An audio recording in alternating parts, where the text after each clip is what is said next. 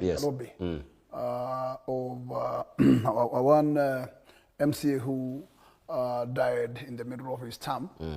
He's known as Munuve. Munuve was representing a ward in my constituency, which is Kariobangi North. And we also in the same end of campaign to do yesterday, Gachagua was in Narok. But in Nairobi, we had no such accuse. Our campaign here were quite conducive. Okay. The environment was quite okay. Because we closed the campaigns at 6 and there were no issues. But what I would like to say here is one. Any contester for any single political ambition party or a level cluster, whether an MCA, whether a member of parliament, whether a president, we should all enjoy the fruits of our constitution. The constitution is not there in vain. The constitution is there to give guidance, and it should be respected by everybody. I don't think that there's anybody who is above the law. And if you're above the law, you can't be above the constitution. Even the police brutality are aware under the constitution. Nobody should step on a jungle law to introduce brutality because of political gains of a party, of a particular group or party. It is wrong, and it is totally wrong for any incumbent government to be using what we call police and police brutality for political gain. This is wrong, and our country does not envisage this.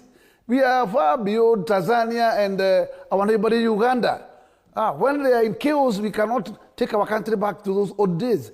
And I don't think we are no longer in one party. And that's why there was a struggle for multipartyism. And those fruits of multipartyism and democratic space should not go to vain at all. And therefore, it is wrong, and I castigate it completely and say, police, you should do your work. And police's duty is to keep peace, not to be seen in any favor of a particular party, or whether sitting government or opposition. All of us, we are Kenyans, and we are under one roof of the Constitution. We should be respected, and the Constitution should be respected if we want this country to be in peace. But when you invoke some roots, let me tell you, you are the people who are want to take this country to Haina. It is wrong, and that direction is wrong. Gachagua should be given his freedom. He should exercise his freedom. If you guys wanted to kill Gachagua politically, you are done and doomed. Look for other route. You think someone is aiming at Gachagua's life? Maybe he has bugbears and fears himself. He wants to don on the helmet. What is this special with Gachagua? Caroso can do any meeting anywhere, including Uhuru Park. We are regarded by police. What is wrong with Gachagua? Is he not a Kenyan? It is wrong. And we must behave as a country. Okay. Let's hear from Mheshimiwa as well as we're winding up. I'm a bit squeamish when I see, the fatigue of the security on the ground, boots on the ground, especially when we're doing the campaign trails as well. Everyone has bugbears and fears. I mean, that one also engenders sort of that spirit of insecurity that you're not really secure at the end of the day. I think election sanctity is important. It's an imperative and is a pointer to developed countries. Yes. If we still have elections malpractices, it basically means that we are still growing. Despite the fact that during an election period, anywhere in the world, there are tensions across the parties. Yes. That is expected. But then how to manage those tensions is what is important. I think as a country, we've tried. We've really tried, despite this. I know we are growing, and the reason why my friend here, the Governor Bazoo, to be for Nairobi, is saying that we're actually better than Uganda, we're better than Tanzania. We are actually better by all standards. What basically I want to say is that Parliament has looked into this, and the reason why we actually, on the 28th of November last year, we've got the Amendment Act. We actually solved some gaps that were in the previous elections malpractices. And so we actually came up with an amendment, which was done last year, trying to pin down those culprits that are actually going to destroy the elections of this country. And I think in terms of the political parties and the political actors, that is pinned down. Probably what we need to do is the impartiality of the state actors, the police and the likes. But again, let us not challenge the state actors, because sometimes we actually go and challenge the state actors. Gakuya said very clearly that Kalonzo can actually hold a meeting in Uhuru Park and anywhere and nobody disturbs him. It is because I think Alonso give notice. Because for you to be able to do any political meeting, you have to give notice. And the reason why IBC always asks for a calendar. But probably Gachagua just decides to go to Narok, does not inform anybody, he's a high valued figure that needs protection, and then he just sneaks in. If you sneaks in that way, including myself, including you, if you do that, then you are allowing chaos to erupt. I think as Kenyans, let us not politicize every process, including processes that we're supposed to do individually to protect the sanctity of the elections. So I think the reason why, and I don't think Gachagua was targeted, it was just a rally that was not announced. And so the police had to do their work because now, naturally, you're supposed to inform the police and then you're given state protection like Alonso will be given, like anybody else will be given. All right. But I would say, just all right that in fact, the existing challenges that are there, and also addressing the illegal theft and slaughter that a lot of farmers are decrying, even as you speak to us about the challenges that exist from your own point of view. Yeah, I guess one of the challenges that we have also encountered is the issue of donkey theft. And the issue of donkey theft started emerging in the year 2016-2018 when we had the licensing of the 4 slaughterhouses, because we had 4 slaughterhouses that were licensed in 2016 to 2018. But out of that, we had a lot of complaints from farmers. And because of the theft cases and the illegal slaughter that was happening, and the farmers were able to have demonstration and made petitions to the then CS for Agriculture. And we had in 2020, the license were revoked. Right.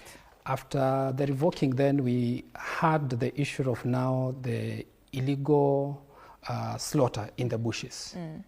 So, and this illegal slaughter in the bushes is being fueled by demand for the skin for a product called Ijiao in China. So with this, then we have had quite a number, a challenge, which is also has been a public health issue. And also in the government then in 2024, the government had a rapid response initiative because of the illegal slaughtering that was happening in the bush. It was being coordinated by the Ministry of Interior. We had the Ministry of Agriculture and the Ministry of Health.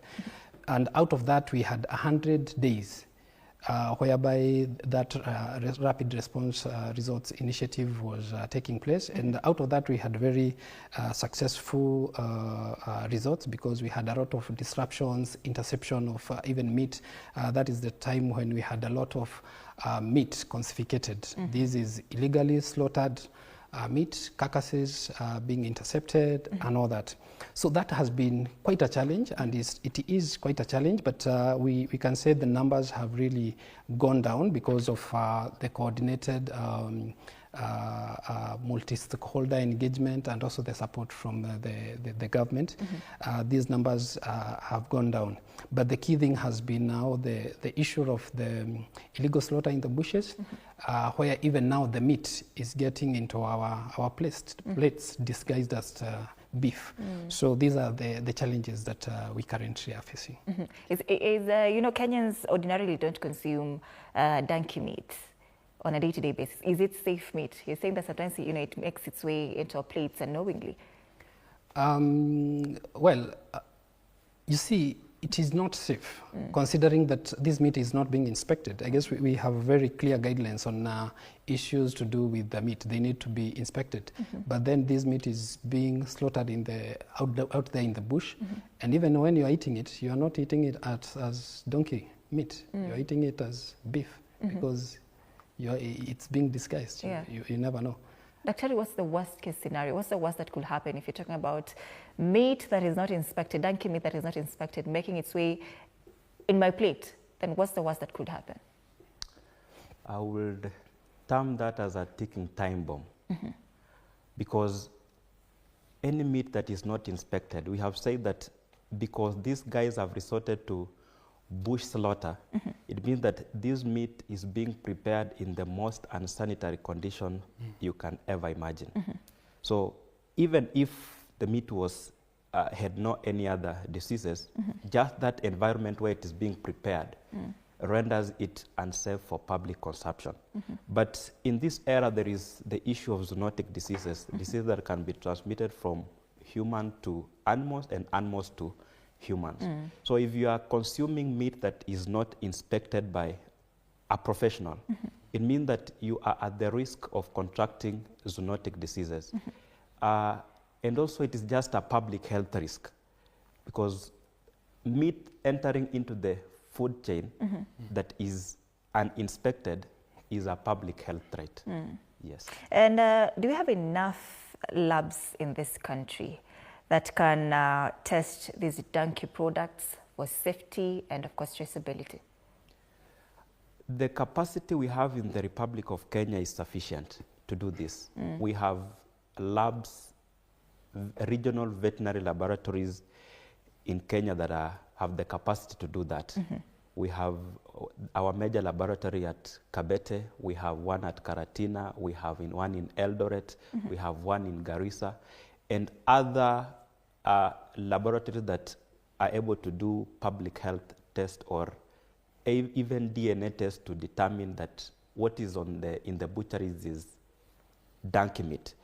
So as a nation, we have the capacity to do that, and we have a capacity to, even before this meat gets into our food chain, we have, and I would say that there are professionals in place who are able to do the necessary checks to ensure that this meat or even the donkeys not get a place where they are slaughtered in the bushes, so that this meat do not get into the food chain.